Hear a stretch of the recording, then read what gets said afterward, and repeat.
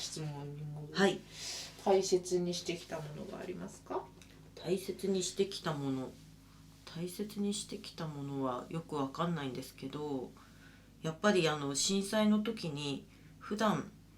携帯で、その当時メールとかで連絡とか取ってた人ともう電源ないから全然連絡取れなくなったりして、で結局電気がちゃんと来たのが1週間6日後とかそれぐらいだったのかな、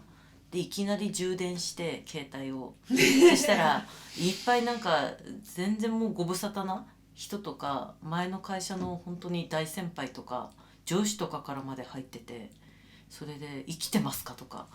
なんかそういう風に入れてくれてる方がまでいてまさかと思うけど生きてますよねとかそういうメールとかも入ってて、一人一人に電話したりメールしたりとかしたけど、なんか今まで培ってきた人間関係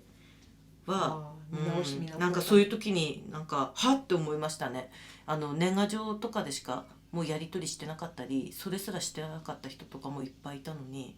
こうやって思いを寄せてくれるものなんだこんな私にもみたいなね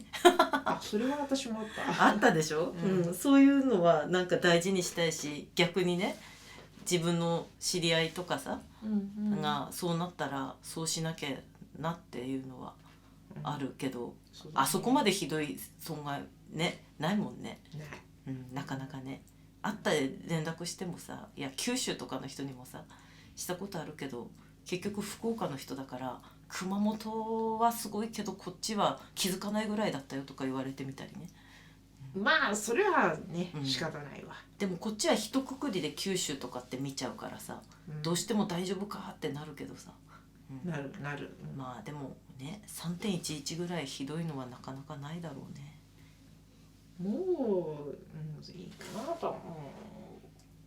さすがに溝を打って段階で溝って言われてたのもね、だから大切にしてきたものは絆ですよ。絆ね。絆ですね友情ね。そう絆、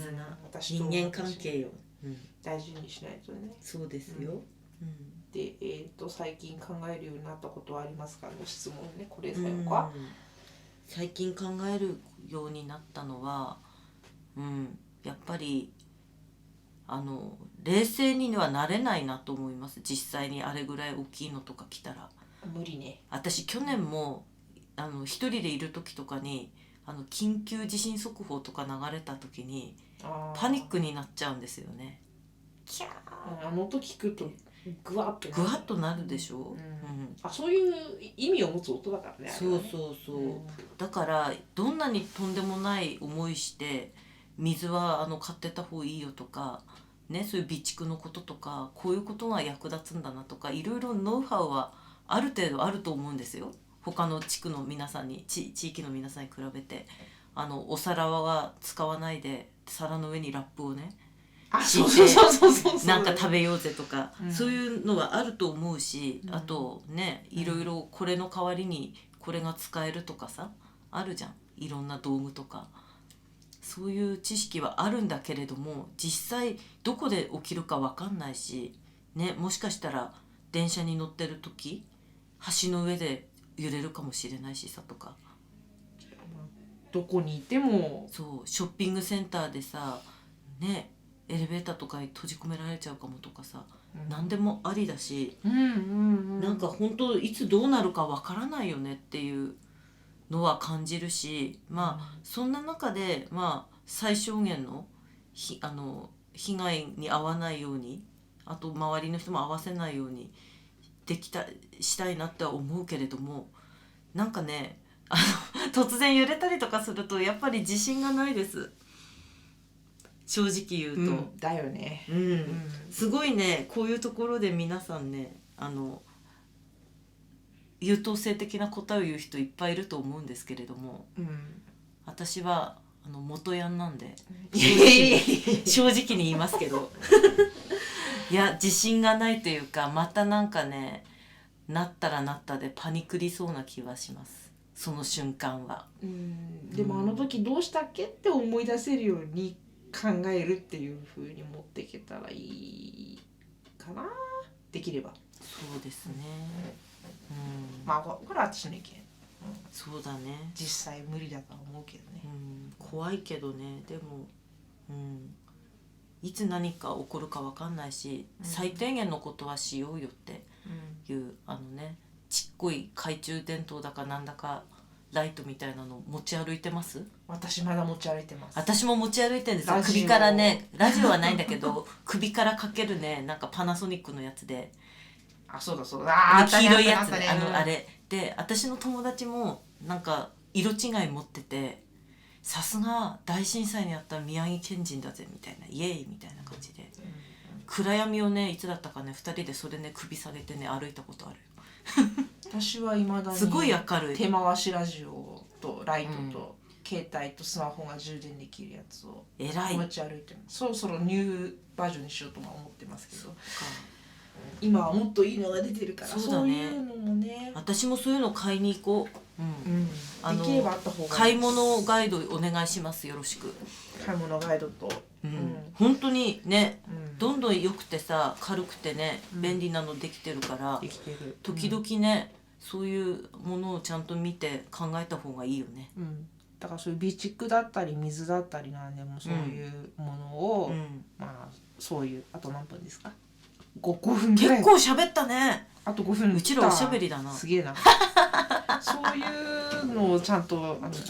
見直す日っていうくくりとか、まあ防災の日でも当たり前かもしれないんだけど、そういうふうに考えて作っておくっていうふうに考え直す日っていうふうに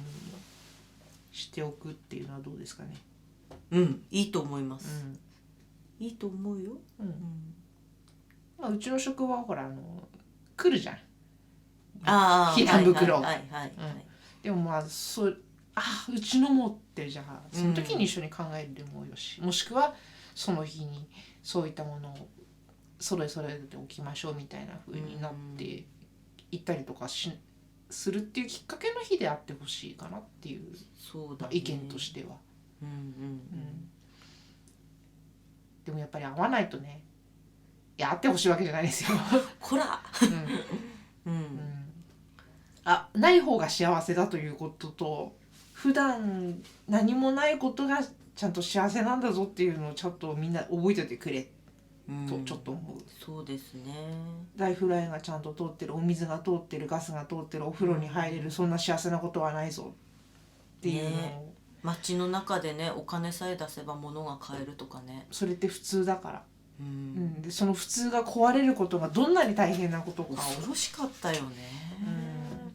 物売ってないんだもんね。だってバーコードでピッてできないんだよ。物売ってないんだよ。電卓で叩いて外形するんだよ。でも買うものがあったからいいじゃない。ないところもあったんだよね。品物が。本当に品物がないからコンビニの壁に新聞紙が貼られてやってませんよっていう風になったりとかしてるのが悲しくてしょうがなかったけどね、当時は。そういえばさ、うちのおじが、ね、戦争中、にまだ小学生になるかならないかぐらいだったと言うんですけど、もう亡くなっちゃったけどね、 2,3 年前に、がね、お風呂に何日も私ら入れなかった生活してたじゃない。そうだ、それを言ったら、俺戦争中だって風呂に毎日入ってたのにって言ったんだよね。それを超えたんだと思って、恐ろしいよね。そうだよね。私、一番最初に入れたのって会社の向かいにある美容室が開いたからタダで髪の毛洗ってくれるからって、みんな全員バーって交換で行ったっていう記憶がある。私は行ってないんだけどさ。私誘ってなかったっけ？多分ね、その時ね、私いなかったんだよ。会社に来てなかったんだ。来てなかったんだよ。でその時タダでシャンプーしてもらったっていう恩があって、やっぱり街の中はライフラインは大丈夫だったんだね。でオール電化だったから大丈夫だったんだね。っていうこともあるから、だから誰かがいてそういうのを直してくれる人もいるということを忘れてほしくないかなって。やっぱり人なのよね。人ですね。だからね、そういうことがあった時にちゃんと助けられる関係と人間関係と環境が整っていてほしい世の中でいてほしいです。そうね。個人主義の人多かったり、みんな私もそうなんですけど